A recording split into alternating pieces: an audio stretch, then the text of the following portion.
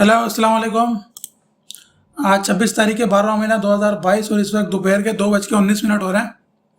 और आज हम डेली वाइज जो वीडियो जो क्या कहते हैं, हमारा जो डेली वाइज होता है कि मार्केट क्या करने लगी है, क्या नहीं करने लगी, जो माइंडसेट होता है हमारा, उसके ऊपर बात करेंगे। आज आपको दिखाएंगे कि कैसे एक प्रॉपर डिसीजन लिया जाता है डेली वाइज के अंदर। ठीक है, हमारी आईसीटी की सीरीज चल रही है, तकरीबन 3 वीडियो हम बना चुके हैं और एसएमसी की सीरीज अलग चल रही है, उस पर भी अभी एक दो वीडियो और बनानी है। तो आपको सेपरेटली दो दो चीज़ें, ये सप्लाई एंड डिमांड के जो दो स्कूल हैं, एसएमसी एंड आईसीटी, उन दोनों को इंशाल्लाह कोशिश कर रहा हूँ क्या लेके चलूँ और आपको दिखाया जाए ताकि आप उसको कंबाइन करके एक बेहतर डिसीजन ले सकें। ठीक है, अभी भी लास्ट जो वीडियो हमने बनाई थी आईसीटी की, वो बड़ी ज़बरदस्त थी। कल जो मैंने अपलोड की है उसका रिस्पॉन्स भी बड़ा बेहतरीन है। अभी एक दूसरा बना रहा हूँ आपके लिए और इसके अंदर हम जानेंगे कि किस तरीके से एक बेहतर डिसीजन लिया जाता है कि हमें बाय करना है, सेल करना है, और किस तरीके से प्रॉपर जो है वो प्रोसेस के थ्रू जाके हमें अपना एक डेली वाइज निकालना होता है। ठीक है, तो ये 4 पॉइंट है, 4 पॉइंट आप लिख के रख लें। ठीक है, ज़हन नशीन कर लें। सबसे पहले हमें, जब भी हम कोई भी चार्ट खोलते हैं, किसी भी पेयर का चार्ट खोलते हैं, तो पहला काम हमारे पास एक ही होता है, वो है मार्केट ट्रेंड। मार्केट ट्रेंड जो है वो चेक करना होता है हमें। और मैं इस वक्त डेली में हूँ, आप वीकली से भी स्टार्ट कर सकते हैं, आप मंथली से भी स्टार्ट कर सकते हैं। मैं चूँकि पर्सनली डेली पे जो है वो काम करता हूँ, डेली से स्टार्ट लेता हूँ और H1 या फिर M13 में एंट्री लेता हूँ। ठीक है, तो मैं डेली से स्टार्ट करूँगा, आप इसको सेम वीकली से अगर करना चाहते हैं वीकली से भी कर सकते हैं। तो अगर हम मार्केट ट्रेंड की बात करें तो यूरो JPY में जो एक मेन ट्रेंड चल रहा है वो साइडवे है। ठीक है, मार्केट ने, अब ये कैसे पता लगेगा कि साइडवे है,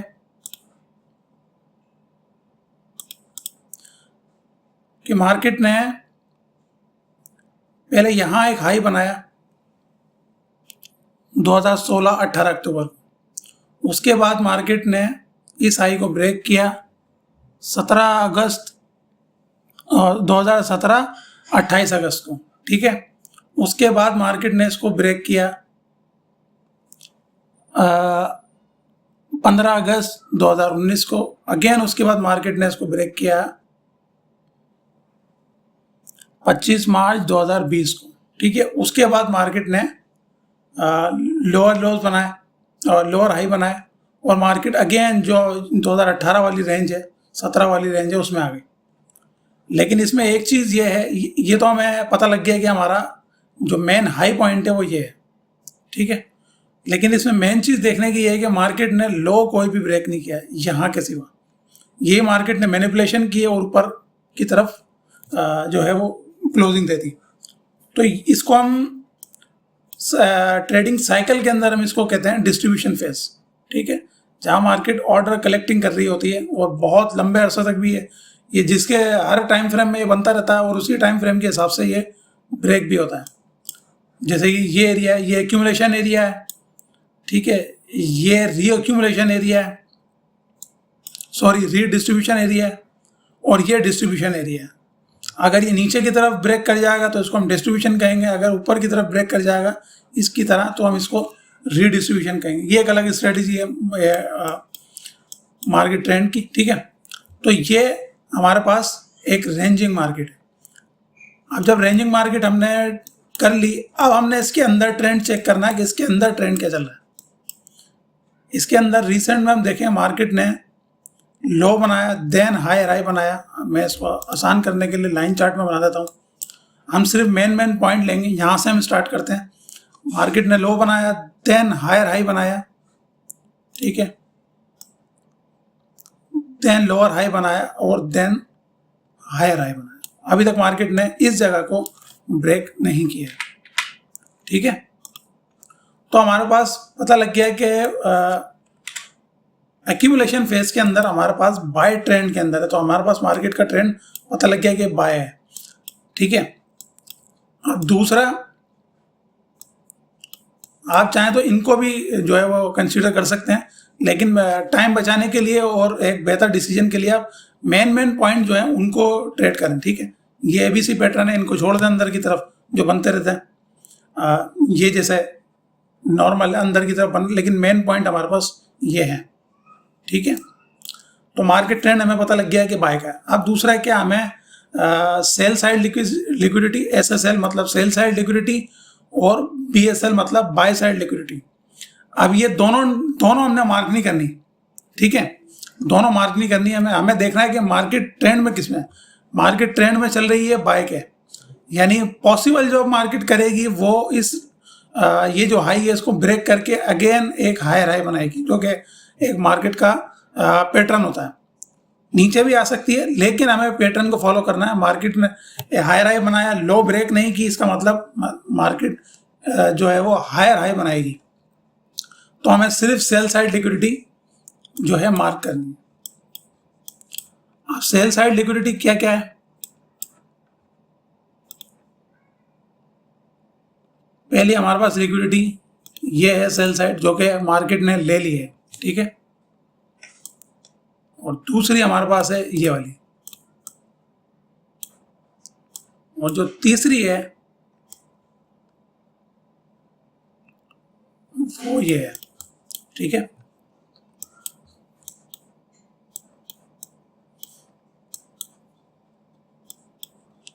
ये सेल साइड लिक्विडिटीज हैं, ठीक है। तो हमने इनको मार्क कर लिया। मैं ऐसे बोला,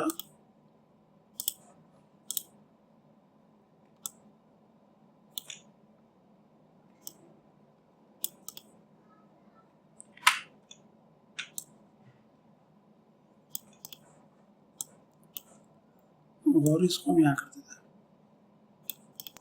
ठीक है। ये हमने मार्क कर दी। अब हमें क्या करना है, हमें फेयर वैल्यू गैप ढूंढना है, और फेयर वैल्यू गैप एफवीजी, इसको इम्बैलेंस भी बोलते हैं। आप लोग ज़रा खुद भी थोड़ा दिमाग लगाया करें, मेरे पास आपने कमेंट कर करके ढेर लगा दिया कि भाई फेयर वैल्यू गैप क्या होता है। फेयर वैल्यू गैप इम्बैलेंस को ही बोलते हैं, मैंने आपको उसी वीडियो में समझा दिया था, ठीक है। इसको आईसीटी के अंदर फेयर वैल्यू गैप कहा जाता है। फेयर वैल्यू गैप बेसिकली वो होता है, जैसे इम्बैलेंस तो बहुत सारे होते हैं ना ऊपर नीचे, फेयर वैल्यू गैप उस इम्बैलेंस को कहते हैं जो कि डिसीजन पॉइंट के करीब होता है, ठीक है। हमने फेयर वैल्यू गैप देखना है। अब फेयर वैल्यू गैप क्या है, वो आपको यहाँ पे नहीं दिख रहा, क्योंकि डेली का चार्ट है हमारे पास, फेयर वैल्यू गैप यहाँ पे मौजूद नहीं है। ये एरिया है, ये फेयर वैल्यू गैप है, मौजूद है यहाँ से लेकर यहाँ तक, लेकिन ये क्योंकि प्रॉपर नहीं है, जैसे इम्बैलेंस होता है इस तरीके, इसलिए हम इसको मार्क नहीं कर रहे। हम जाते हैं H4 में। H4 में हमारे पास इस जगह अभी भी नहीं दिख रहा हमें, लेकिन यहाँ पर हमें दिख रहा है, ठीक है। यहाँ से लेकर जो लास्ट कैंडल है ये वाली, ठीक है। ये पूरा एरिया फेयर वैल्यू गैप का है। तो फेयर वैल्यू गैप हमने निकाल लिया, ठीक है। और दूसरा हमारे पास है फेयर वैल्यू गैप,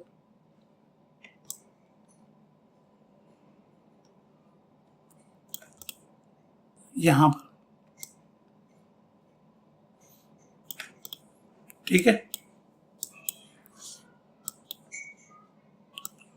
अब हमारे पास दो फेयर वैल्यू गैप हो गए ट्रेड के लिए। अब इसमें हमने डिसीजन पॉइंट मार्क करना है। डिसीजन पॉइंट हमें अब दोनों मार्क करने पड़ेंगे, क्योंकि हमारे पास दो हैं, ऊपर तक है नीचे तक है। लेकिन ये वाला जो एरिया है ये ज़्यादा स्ट्रॉन्ग है इसके मुकाबले में।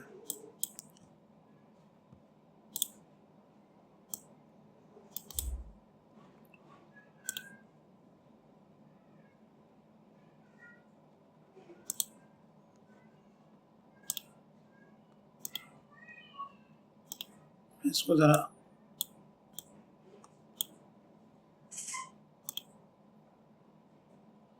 एक मिनट में इसकी जरा लगा दूँ, ठीक है। ये हमने अपनी सप्लाई जो डिसीजन पॉइंट है वो हमने मार्क कर दिया। उसका रीज़न ये है कि यहाँ पे इम्बैलेंस काफ़ी अच्छा है, मूव काफ़ी अच्छा है, ठीक है। और ऑलरेडी मार्केट ने इस जगह की पीछे की लिक्विडिटी ले ली है, तो मार्केट यहाँ पे जो है सस्टेन कर सकती है, ठीक है। और यहाँ हमारे पास BOS भी मौजूद है,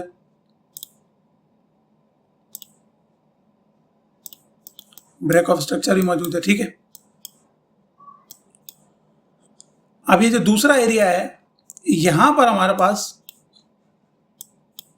फेयर वैल्यू गैप मौजूद है और ये भी एक सप्लाई एरिया है, ठीक है। लेकिन क्योंकि यहाँ पर बहुत थोड़ा सा फेयर वैल्यू गैप है और यहाँ पे मूव अच्छा है, यहाँ पे काफ़ी ज़्यादा फेयर वैल्यू गैप भी मौजूद है, यहाँ पे लिक्विडिटी भी स्वैप है, जबकि इस मूव में BOS, इस मूव में BOS यहाँ नहीं है, H4 में कम से कम नहीं है। अभी हम H1 में जाएंगे, मजीद क्लियर हो जाएगी बात।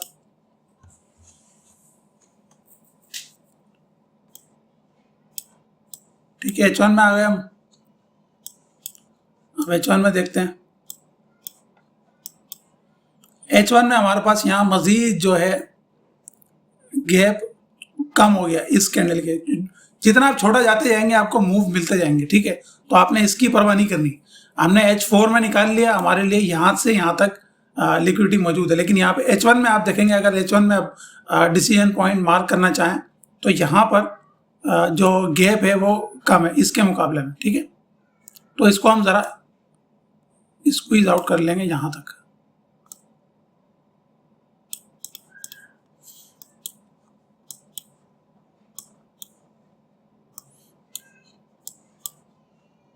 अब यहाँ पे हमारे पास जो फेयर वैल्यू गैप है वो बढ़ गया, आप देखें। ये जितना नीचे जाते जाएंगे उतना आपको दिखता रहेगा। तो आपने अपना एक डिसीजन जो लेना है वो आपने सोच के लेना है कि आपने H1 तक रहना है, M15 तक रहना है, कहाँ तक जाना है, या 5 मिनट तक भी जाना है, ठीक है। मैं तो खैर अवॉइड करूँगा 5 मिनट को, और 15 मिनट को भी मैं डिसीजन लेता हूँ M15 इसमें H1 में, या 30 मिनट के चार्ट में, ठीक है। जितना नीचे जाएंगे आप उतना कंफ्यूज होंगे अगर आपको इस चीज़ में ग्रिप नहीं होगी। ये वीडियो 2-3 दफ़ा देखेंगे तो आपको समझ में आएगी, ठीक है। तो हमने डिसीजन पॉइंट अपना ले लिया, वो है हमारा ये POI, ठीक है। इसको मैं पॉइंट ऑफ इंटरेस्ट इसको हम मार्क कर देते हैं अपना। अगर ये ब्रेक होता है इवेंचुअली, ठीक है, ये ब्रेक होगा तो हम इसकी तरफ देखेंगे। अभी हम सिर्फ बात कर रहे हैं प्योर ICT कॉन्सेप्ट की, ठीक है।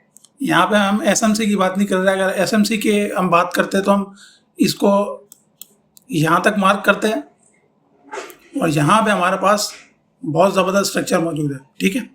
तो हम इसकी अभी फ़िलहाल बात नहीं कर रहे। मैं सिर्फ आपको ICT का कॉन्सेप्ट समझा रहा हूँ, प्योरली ICT के कॉन्सेप्ट के मुताबिक। फेयर वैल्यू गैप के करीब करीब ही हमें एंट्री लेनी होती है इनर सर्कल ट्रेड के अंदर, ठीक है। जो ICT का कॉन्सेप्ट है, आपने फेयर वैल्यू गैप ढूंढना है और उसके करीब ही एंट्री लेनी है। अगर आप उसकी ICT की वीडियोस देखेंगे तो उसमें यही कॉन्सेप्ट बार बार रिपीट होता है। SMC के अंदर हमारे पास यहाँ पे एंट्री पॉइंट है, ठीक है, और ऊपर भी हमारे पास इस जगह पे एंट्री पॉइंट है,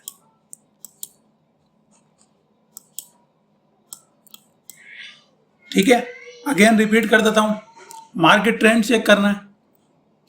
मार्केट ट्रेंड के मुताबिक अगर डाउन ट्रेंड है तो आपने फिर BSL जो बाय साइड लिक्विडिटी है उसको देखना है, ठीक है। जिस तरीके से हम SMC में देखते हैं, हम दोनों तरफ मार्क करते हैं। हम अपनी बाई की भी लेने की कोशिश करते हैं और सेल की भी, जबकि ICT के कॉन्सेप्ट में ऐसा नहीं होता। मार्केट जिस तरफ जा रही होती है आपने वो एंट्री लेनी है रिवर्स में, ठीक है। यानी अगर मार्केट बाय के अंदर जा रही है तो आपने सेल साइड लिक्विडिटी लेनी है, जो है मार्क करनी है और सेल की ट्रेड ढूंढनी है, बजाय इसके कि आप बाय की ट्रेड ढूंढें, क्योंकि वो रिट्रेसमेंट ट्रेड होती है। अगर हम यहाँ बाय की ट्रेड देखेंगे तो वो रिट्रेसमेंट ट्रेड होगी ना, मार्केट नीचे तक आगे ऊपर जाएगी, तो हमें एक चीज़ मालूम है कि मार्केट बाय की तरफ जा रही है, तो वो उसमें आपको सेल ट्रेड ढूंढनी पड़ेगी। ठीक है, अगर मार्केट सेल की है यानी ट्रेंड सेल का, जैसे यहाँ आ रही है मार्केट, तो यहाँ पे आपने सिर्फ बाय की ढूंढनी है, फिर बाय साइड लिक्विडिटी। इसी को आप रिवर्स कर दें वो बाय साइड लिक्विडिटी होगी, जिस तरीके से ये है। ठीक है, मैं बल्कि मार्क करके थोड़ा सा आपको समझा दूँ। ये है, ठीक है, ये बाय साइड लिक्विडिटी है हमारे पास ये बाय साइड लिक्विडिटी है। ठीक है, यानी जितने भी लॉस होंगे वो हमारी बाय साइड लिक्विडिटी बन जाएगी बाय के सिनेरियो में। और जब हमने सेल का सिनेरियो देखना है तो हमने जितने भी हाई हैं मार्केट के, जितने हाईज हैं वो हमारे सेल साइड लिक्विडिटी होंगे। ठीक है, इक्वल हाई भी हो सकते हैं वो और इक्वल लो भी हो सकते हैं, लेकिन ये जो ट्रेंड लाइन वाली हम मार्क करते हैं एसएमसी के अंदर, ट्रेंड लाइन लिक्विडिटी, ये चीज़ इसके अंदर कंसीडर नहीं होती। ठीक है, ये सिर्फ जो मेन पॉइंट एरियाज हैं, यानी ये हाई है जितने भी, और लोज है, एक्चुअल लोज, ये वाले लोज नहीं, ये वाले नहीं, हाई एक्चुअल लोज है जो अभी तक ब्रेक नहीं हुए, उनके वहाँ से मार्केट सिर्फ पलटी है, तो वो देखना है आपने। ठीक है, जिस तरीके से ये वाला हाई है मार्क किया हुआ हमने ऊपर, मार्केट यहीं से पलटी है और वो ब्रेक नहीं हुआ, मार्केट यहाँ से पलटी है और ब्रेक नहीं हुआ, मार्केट यहाँ से पलटी है और ब्रेक नहीं हुआ, अब जाके हुआ।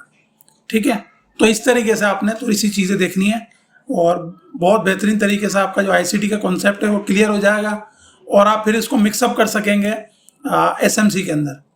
ठीक है, आप ट्रेंड मालूम करें आईसीटी के अंदर और अपनी जो ट्रेड का डिसीजन लें वो एसएमसी के अंदर लें, तो आपके जो लॉस के चांसेस हैं वो तकरीबन ख़त्म हो जाएंगे, और होंगे भी तो आपको एक बेहतरीन रिस्क टू रिवॉर्ड निकल के आएगा, और जो कि बेहतरीन आप डिसीजन, आपकी पूरी ग्रिप हो जाएगी मार्केट के ऊपर। ठीक है, आपको मालूम होगा कि यार बाय साइड लिक्विडिटी कौन सी है मेरी, सेल साइड लिक्विडिटी कौन सी है, कौन कौन से इम्बैलेंसेस हैं, कौन कौन से डिसीजन पॉइंट है। ठीक है, जैसे मैंने आपको समझाया कि ये डिसीजन पॉइंट हमारा बेहतरीन है, हमने ये वाला पॉइंट ऑफ इंटरेस्ट निकाला है बजाय इसके। ठीक है, उसकी रीज़न मैंने आपको बताई, BOS मौजूद है, अच्छी लिक्विडिटी, यहाँ पर जो फेयर वैल्यू गैप है वो ज़्यादा है और मूव यहाँ से ज़्यादा हुई है। ठीक है, तो आपको उम्मीद करता हूँ कि ये समझ में आया होगा। अच्छा, मैंने थीम चेंज करी है, आपको पता होगा, पहले ब्लैक की थी मैंने, अब ये दोबारा से चेंज कर ली। मैं करता रहता हूँ ऐसे ही, जब दिल भर जाएगा इससे भी इसको भी कर देंगे। ठीक है, तो उम्मीद करता हूँ आपके समझ में आया होगा, ये क्लियर हुई होगी बात, और इंशाल्लाह आपसे किसी एनालिसिस में मिलते हैं। आज तो मार्केट बंद है। ठीक है, तो इंशाल्लाह आपसे कल मुलाकात होगी। अल्लाह हाफिज़।